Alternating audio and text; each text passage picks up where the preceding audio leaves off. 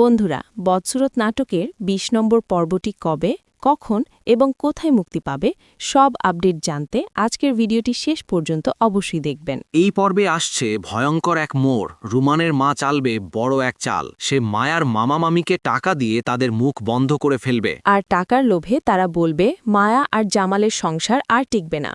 ঠিক তখনই বসবে ডিভোর্সের মজলিস। এই সুযোগে মরিয়মের সঙ্গে জামালের বিয়ের সব প্রস্তুতিও সম্পন্ন হয়ে যাবে। ঘটনাগুলো যেন একের পর এক ঝড়ের মতো আছড়ে পড়বে। অন্যদিকে মায়ার মামা মামিকে আটকে রেখে মায়াকে ভয় দেখানো হবে যাতে সে কোনো প্রতিবাদ করতে না পারে। আর রুমান ধীরে ধীরে হয়ে উঠছে জামালের ব্যবসার বড় অংশীদার। তার এই উত্থান কি নতুন কোনো ষড়যন্ত্রের ইঙ্গিত দিচ্ছে?